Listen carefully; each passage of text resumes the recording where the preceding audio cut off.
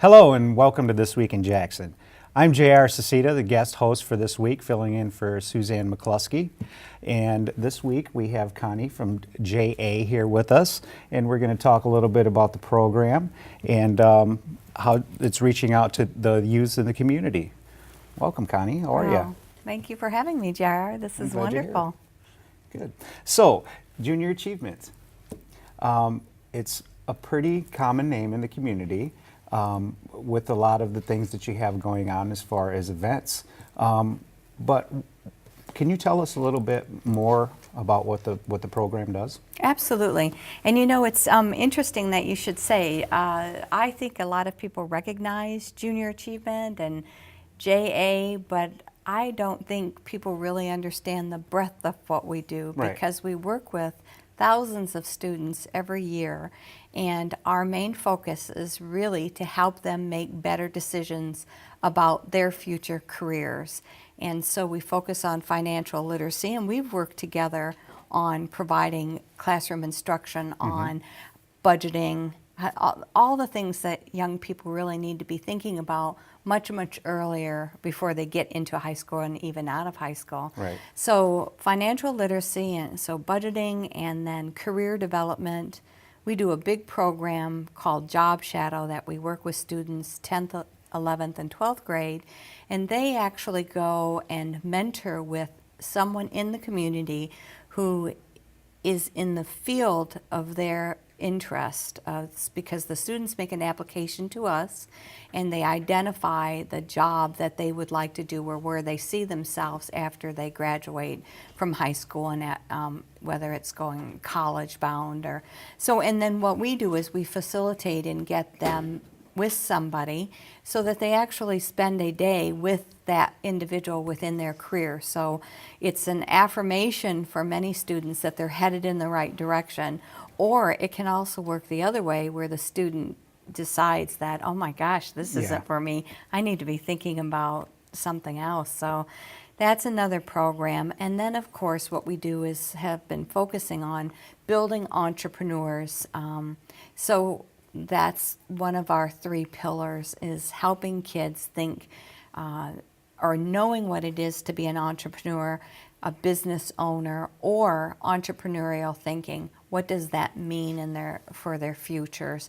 And that really falls into career development, because I think these days, as we all know, it's more than just taking on a job and you're just pigeonholed in an area. You know, you need to think very big picture. So Absolutely. those are all the things that we work on from elementary to high school. So we have age appropriate lessons, and we teach those. They're in the classroom after school. Primarily the bulk of them are in the classroom, but they're not taught by a teacher. We have volunteers that come to Junior Achievement because they're looking for some way of giving back, and they've identified that they would like to share their knowledge with young people. And so we have mentors that go into the classroom and do activities. So one of the opportunities that Junior Achievement offers people in our area is, if you're looking for something to do volunteer-wise and have an hour a week for 6 weeks, give us a call and we will match you with a classroom from elementary to high school, depending on what your particular likes are. Right. Well, that's great, and it's such a great program because the importance of financial literacy. I mean, it's something that everybody will go through at some point. That's just it. Everyone. Right. Nobody's excluded from that. No. And just the fact that you're covering the entrepreneurship, you know, giving the kids encouraging them to spark that idea for the next big thing. You never know, especially with at the rate of speed that things are changing and new products come out, and, for whether it's, in electronics or, some other field. So. I say that all the time. We always hear such negative things about, oh, kids these days, they don't do this, they don't do that, that type of thing. I see a totally different side of that. We this last year worked with a group of students who decided that they wanted to start a business, and their business was running outdoor movies over the summer in their community. So they had worked on, through JA, learning what it was to be an entrepreneur, setting up a business plan. They actually pitched this business plan to supporters in the community, found funding, and then had 3 movies in their community in outdoor venues, so the blow-up screen. And there were 150 people that Wow. came to each of these movies. That's so, great. And these kids, they did it all on their own. And they want to repeat that now. That was such a great feeling for them. And what was so funny is that part of the funding is they made sure that they got paid for it too. They Right. took a little salary into it. Well, so, you know, yeah, that's it was all good. part of it, you know. That is all part of it. And of course, if they hadn't made the money, they wouldn't have been Right. able to take a salary from it. Exactly. But the Exactly. community got involved, and a company that did popcorn came out and brought popcorn out. So kids are very creative, and like you say, when it comes to technology, I mean, it's unlimited. Yes. Yeah. So why don't you tell us a little bit about funding for JA? I know that you have 3 major fundraisers for the year. You have the Grand Prix, the We do. Crazy Bowl, and Yeah. then the Outback Luncheon. And we have the Outback Luncheon, yep. Thank you for asking, Junior Achievement is 100% community funded. And so we have special events, and those 3, the Grand Prix, of course, it was just very interesting. We do lots of activities in the Junior Achievement organization. So we race in the summer, and we bowl in the winter, because our Crazy Bowl will be coming up in February. And that's just a fun event of which you've participated Yeah, in lots. yeah. I know why we have smiles on our faces, because it Absolutely, is I love great. it. It's I love wild. it. And we focus on company teams and school teams and friends and family teams. And it's scheduled for February 15th and 16th. So it's in Friday evening. It's a great party environment. And then Saturday, a lot of fun, but that's when we really have more school teams and more family teams that participate. And this year's theme is music of all ages. And so we're looking at really, because I love the music part of it. See, that's Oh, the yeah. one thing. I love putting great music together. So when we do that Crazy Bowl side of it. So yeah, you can come and dress up in any band that you like, or any musician that, so it's an individual. You can dress up individually, or your team can dress up as your favorite band. Awesome. Awesome. I love Yeah. the whole themes, I of do the too. Crazy Bowl. And the Grand Prix is great too, because it's not only the Grand Prix that's actually taking place, but it seems like there's so many other activities that are there. There are, and that's exactly what we wanted to be made into. It's not only the racing teams that are out there, but it's all the other things that the family can do while their teams are racing. So it is a community event. I mean, Junior Achievement is all about community. Absolutely. So that was very important for me, and so we're working with Kia, who has been a great partner for us, and to put together this Kia Fest, the Grand Prix and Kia Fest. Good. Good. That'll be in June. Yeah. Looking forward to it. I know it. As, It'll be. as I do every year.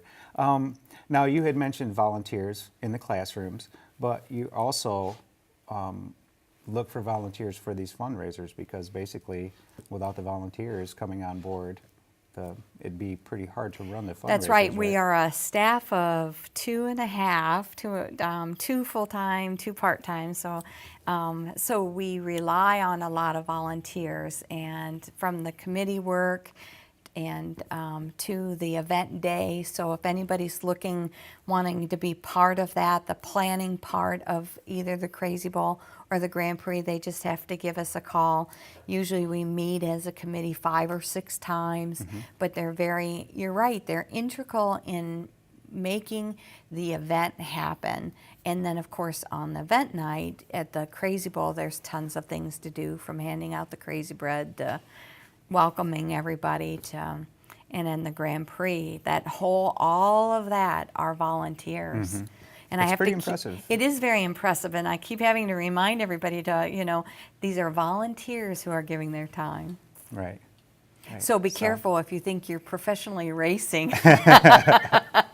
That's right. Okay, well, great.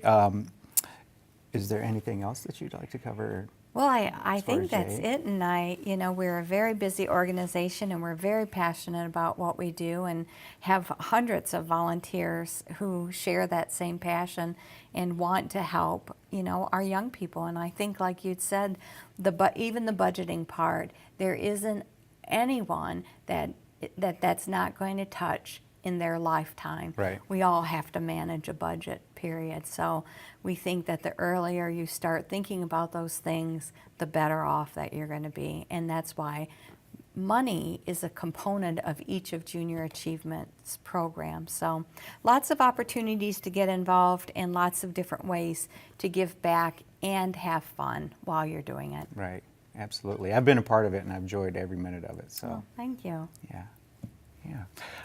So if you would like an opportunity to get involved with Junior Achievement, Connie, do you have the number that they can call? I do, 782-7822, extension 16 or extension 14. Anyone in the office can help. So if you're thinking about it, do it. You won't be sorry. You're going to have a lot of fun as well. So, well, thank you, Connie. If you don't Thank have you, anything JR. else, I'd like to go over a few events that we have coming up this week in Jackson. Fitting enough. First off, we have B2B Connections Networking Group is having an event on Tuesday, December 4th, from 11:30 a.m. till 1 p.m. It's going to be at the Hunt Club. It's a free group that meets weekly, and they encourage networking among local businesses here in Jackson. For more information, you can call 795-2025. And again, that's on Tuesday, December 4th. This Thursday, December 6th, we have Santaland Diaries by David Sedaris. That's going to be taking place at JCC at the Potter Center. It begins at 8 p.m. and runs through 10 o'clock. And what this is it's a story written about being Crumpet, the elf, in Macy's Santaland display. It's a live event that's told by local actors with their own twist. It is recommended for mature audiences, I must tell you. And the admission is $6 for students, $8 for seniors, staff, and faculty, and $10 for general admission. On Friday, December 7th, we have Parents' Night Out at the YMCA. And this runs from 5:30 to 9:30 p.m. And you can bring the kids to the Y, drop them off for them to have a great time. They'll be having pizza for the kids. They can play games in the gym, climbing the rock wall. Have you ever done that? Me no. either. I'm scared of heights. So I'm getting ready to do zip lining, though. Are you? Yeah, And that'll be fun. I think so. I'm going to have to catch up with you on that. And the pool will also be open for swimming. So you can come and drop the kids off, go out and have a nice dinner, have a few hours to yourself, parents, and come back and pick the kids up and have everybody in home and bed at a decent hour. So the ages are from 4 to 14, and actually the Y does this every first and third Friday of the month. For more information, you can call 784-YMCA. And the last event that we'd like to cover tonight is Second Saturday Kids at the Dahlem Center. And this takes place at 10:30 a.m., goes through 12 p.m., and they just encourage explorers from ages 10 to 15 to come out and get dirty. What they like to do is some of the activities are building forts, catching bugs, real live bugs, watching clouds, and every day is an adventure there.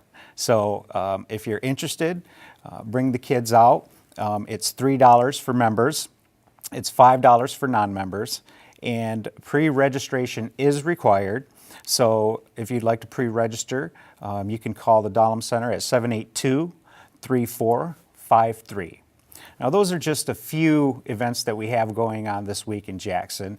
For a full list, you can visit the Jacksonopolis website, jacksonopolis.com, and you can find, I'm sure, something that will interest you. I know I've checked it out already. So with that, Connie, I'd like to thank you again for coming down. Thank you for having me. And that's our show for tonight, folks. Thanks for tuning in.